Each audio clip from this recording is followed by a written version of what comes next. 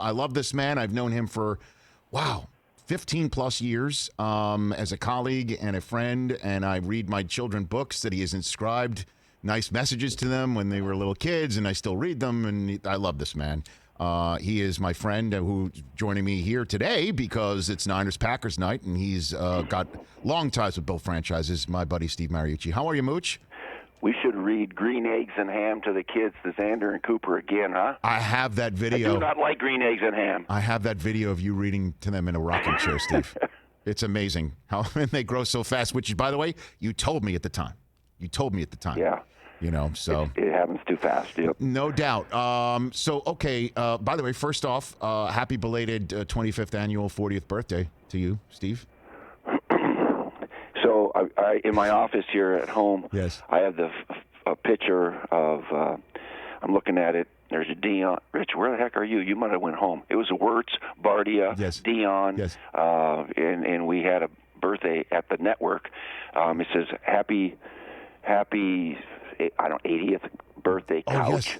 And couch, that was in because, 2006. Yes, I remember. I think it's because I took the photograph, Steve. I think that's why I was not in the picture. I think you went home to bed at 8 o'clock. Right. No, we gave you a birthday cake, I think, bought from the local, grocery store down the street.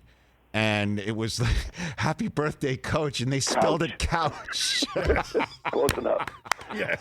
I remember that. Amazing.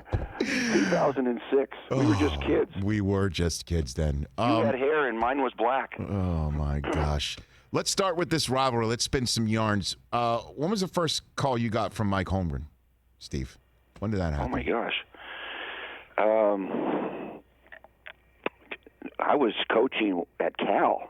Okay. And Mike Holmgren was putting a staff together at Green Bay. And we had only met one time. We had a mutual friend. And he called me and asked me if I was interested. And I said, "Oh, are you kidding me? Are you kidding me? I grew up a Packer fan, right, back there?" Yes. And so that was in 1992, like in January or so. We had just gone to a bowl game at Cal, beat Clemson in the Citrus Bowl, and so I had to choose between going to Arizona State with Bruce Snyder because he left, oh boy, or pursuing the Packer thing, and that was great to get back near home and coach for the Packers, who I grew up loving. That's right, because you're a Uper, Upper Peninsula of Michigan, Upper Peninsula. Right? And you used to go stare at the Bart Starr Packers through the chain link fence, right? Well, they were. I think you've told me that story before. You've seen the photos I have, Rich. Yeah. I got, in fact, Herb Adderley just passed away this week. I know. I've got a picture of me. I was 9 years old getting an autograph from Herb Adderley. It's right here behind me, and Willie Wood, and of course Bart Starr and Paul Hornung and that whole bunch in the '60s. That's watching Lombardi. That's how I learned to love football, and never went to a game because we couldn't get a ticket or afford a ticket. So we went and watched training camp. That was free. And then obviously you walk into a meeting room, and is that where you met Favre for the first time, too? Do you want to really know? No, because he wasn't there when we first got there. We started working. Uh-huh. You know the story when I met Andy Reid in the hotel, that when the fire alarm was on and then we were in our underwear. And anyway, so Favre came later because Ron Wolf traded for him. Right. And so I remember he came up to me, he goes, "Hey, Mooch, take a look at this guy named Brett Favre." He gave me Southern Mississippi film because he was with the Falcons. And he only threw 5 passes. He got in just once, and threw 5 passes. So I had to kind of evaluate him. Ron wanted to know my opinion. And so I went, well, I had to go back to college to watch him play. And anyway, so all I could tell was that he had this crazy, wild, strong arm, and he was running around like a crazed dog, fired up and all that kind of thing that we all came to find out about him. Anyway, Ron traded for him, gave away a first-round pick, and he was a bench sitter, really, over at the Atlanta Falcons, redshirting. And then he became our guy after Don Majkowski got hurt. Remember Magic Man? Of course, Magic Man, Don Majkowski, and then Favre, and then you're there too. And so what did you What did you learn about the Packers, Steve, that you didn't already know? Obviously, you grew up loving them, and I just want to get into this rivalry and set the stage of what Packers and what you learned in the 49ers tonight before we get to your memories of your favorite game against Green Bay and stuff like that. The Packer organization is so unique in sport because it doesn't have an owner. It doesn't have an owner. There's no Robert Kraft or Jerry Jones, okay? It's owned by the community, by the city, by the stockholders, by the people that love it, and it's so unique that way. You know, a few years back when they needed to add 7,700 seats in the end zone, you know, they sold these $250 stock certificates that meant nothing. It was just a piece of paper. But I bought one for Brielle. She was born in Green Bay, and they raised it in 30 hours. I mean, boom. I mean, the support is ridiculous. In fact, I'm on the waiting list for season tickets. Yeah. There are about 120,000 people on the waiting list for season tickets. Okay, with 4 tickets apiece. That's the demand there in that little town of Green Bay of 100,000 people. It's unbelievable. And you know, when we got there with Mike Holmgren, they had a kind of a 2-decade drought after Lombardi. You know, they didn't have a lot of winning seasons after Vince Lombardi left, and so it was kind of a rebuild. And Mike Holmgren, of course, ended up winning a Super Bowl again, and they call it Title Town, and they've won more world championships in football than any other team. Well, Steve Mariucci here on the Rich Eisen Show, and then I know you went back to Calvin, obviously got the gig in San Francisco. What was it like being on that side of the rivalry against the team that, you know, obviously you had so much love for, and all the people on the other side of the field, Steve? What was that like for you? And so it was weird, to be honest with you, because in '97, that's when I first took the job in San Francisco. And of course, I knew all the coaches and all the players and all of that. I knew their team more personally than I knew the Niner team. I being new there, and we ended up playing in the darn NFC Championship game. And the Packers had been the Super Bowl champs prior to that, and we actually were the number 1 seed. And they came out to San Francisco, to Candlestick Park. El Nino. We had El Nino the whole week. Could hardly practice because it was just. Anyway, they came in and beat us, and it was emotional because you know, I wanted to beat them in the worst way. We all did, and that's when Favre was the MVP of the league 3 years in a row, and they were just hard to beat. But you did get him, and it led to the highest you've ever jumped in your life, right, Steve? Like you've never gotten. We got him, and the next year. Please tell this story, Steve. The next year they come back to San Francisco for a divisional game, and that's T.O.'s catch. That's T.O.'s catch with a few seconds left in the game, and I was levitated, and I got proof with the pitcher that I was the ball, and the ball had to go up and over the linebackers and down into T.O. before the safety hit him. Yes. And he caught it, and we won that game, and I remember after that game, it was crazy, wild.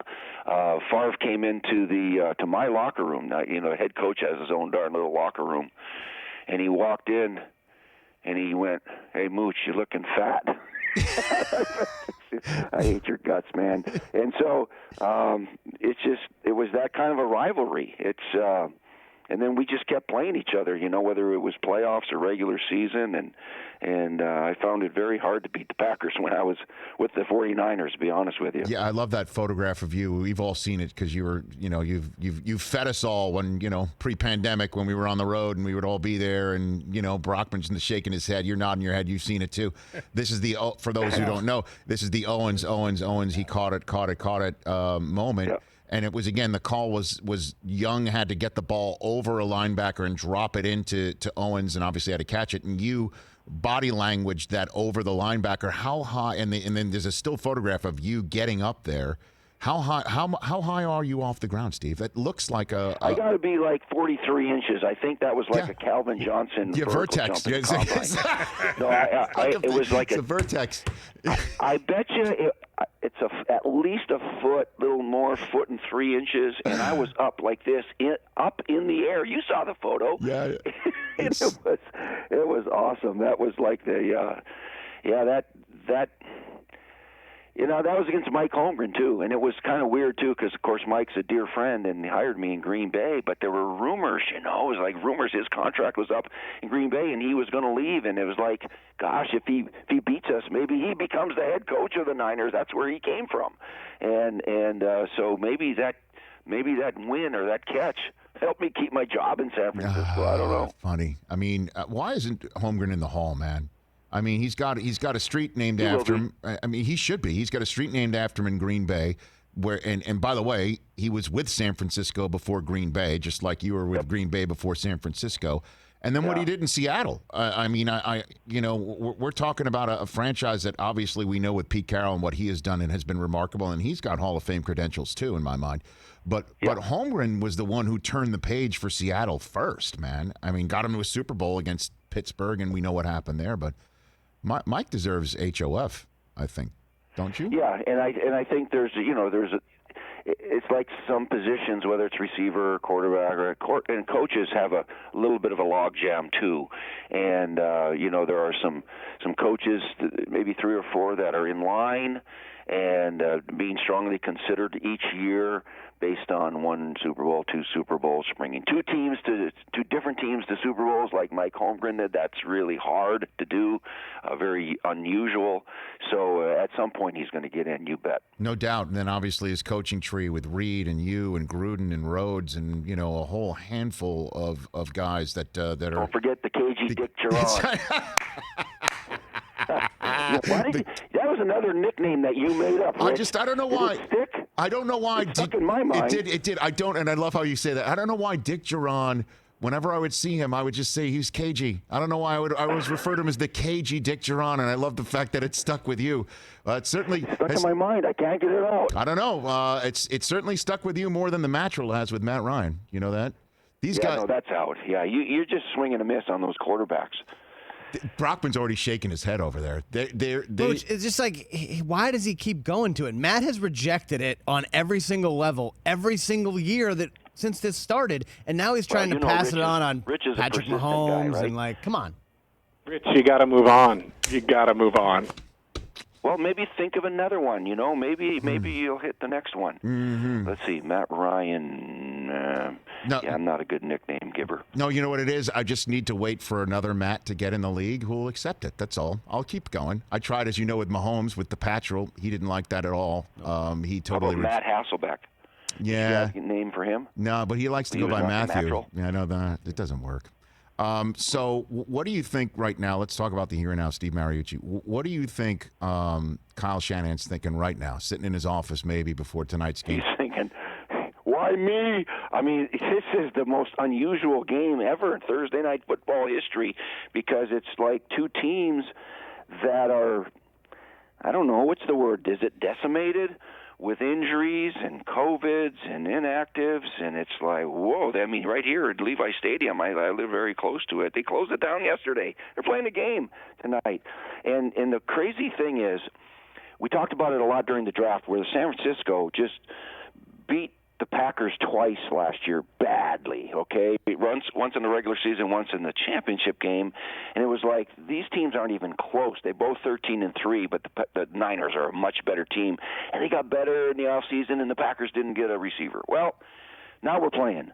But the Niners, get this, they outscored the Packers 74-28 in those 2 games, over 700 yards of scrimmage yards and 8 touchdowns, and none of those players that got any scrimmage yards are playing tonight. Unbelievable. None are playing. Look at the running backs: Raheem Mostert, Tevin Coleman, Matt Breida, Jeff Wilson. They're not playing. And then the receivers, let's call it Kittle a receiver. I talked to him yesterday. And Deebo Samuels and Kendrick Bourne. And of course, Emmanuel Sanders is gone. None of them are with the Niners anymore. So this is a whole new bunch. Did I mention the quarterback? And so it's crazy. And then you got the Packers showing up across the country, and they don't have any running backs. We'll see if Aaron Jones plays, but Jamal Williams and A.J. Dillon are COVID. And so I don't know. This game is going to be really unusual. I guess the difference is it's going to be Nick Mullins, who's a good young kid, against Aaron Rodgers. You know, Steve, it's you're probably not aware of this, but I did tell the other day when Tyler Ervin was named essentially the starter tonight if Aaron Jones can't go at running back. I did tell the story of you asking Doug Marrone a couple of times, or in his mind, one too many times at our pre-game meeting in London just last year prior to the Jags and Texans. You wondering why Tyler Ervin was no longer on the receiving unit on kickoffs, and he turned. What are you, his agent? He got pissed, Rich. What's up with that? I don't know. He's just talking about. You know why I like the kid? Yeah, he's going to get his feet wet. He's from San Jose State. He's from right here. Right. Okay. Mm-hmm.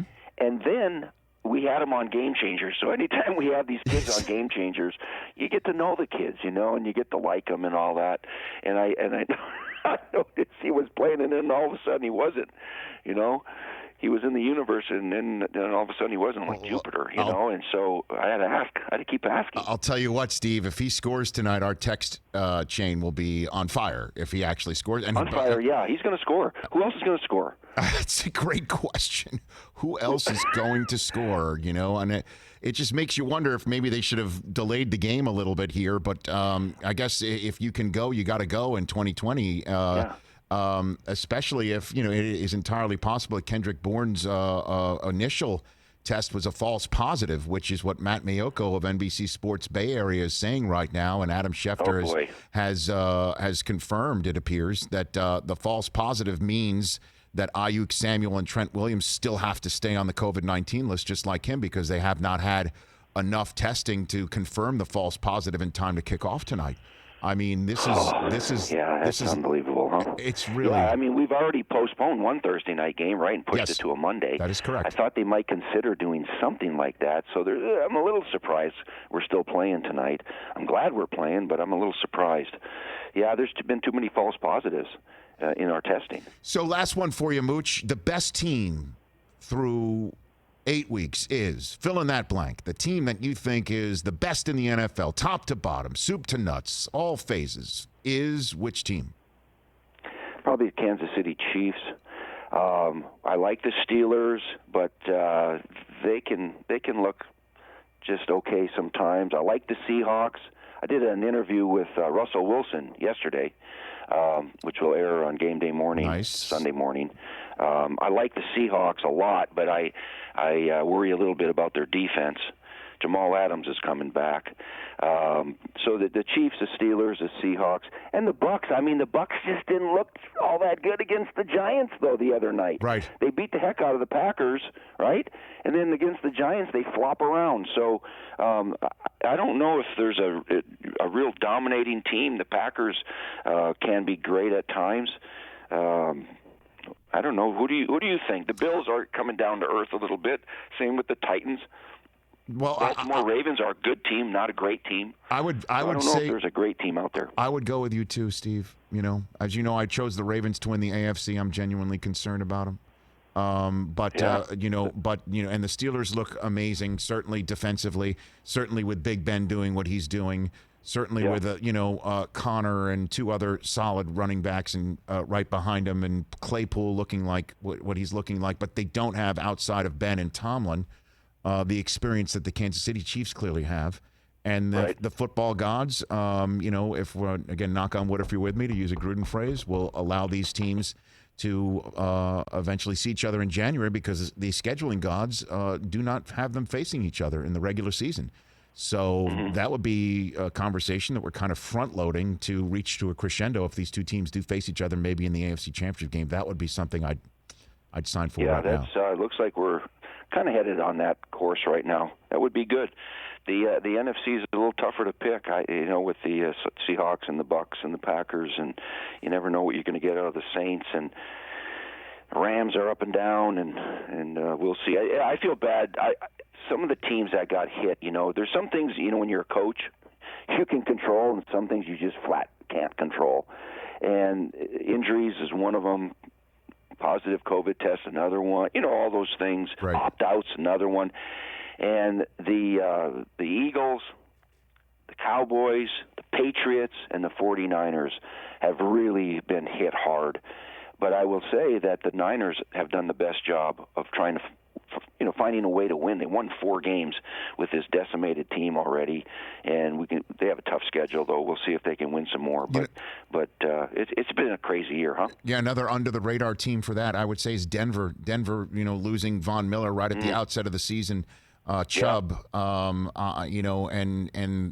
then Drew Lock, but who looked pretty damn good this past week. But I just wanted to throw that out there too. Team.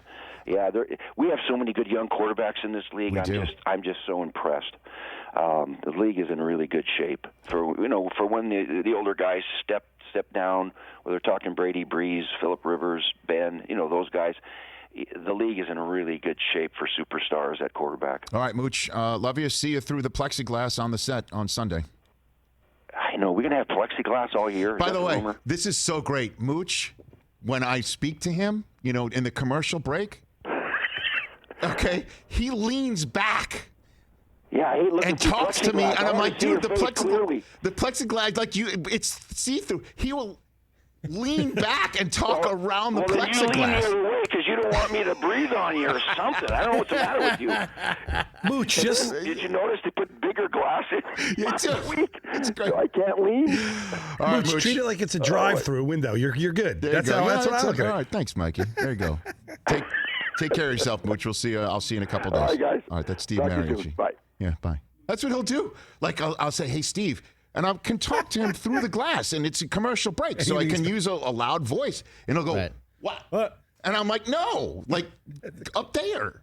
I'll talk to you through the glass. The best last week is when he had the Spider-Man costume on backwards. Oh, my God. Oh, my God. How did I bring that up? That was amazing. Hey, you watched all the way to the end. Thanks for that. Watch more right here.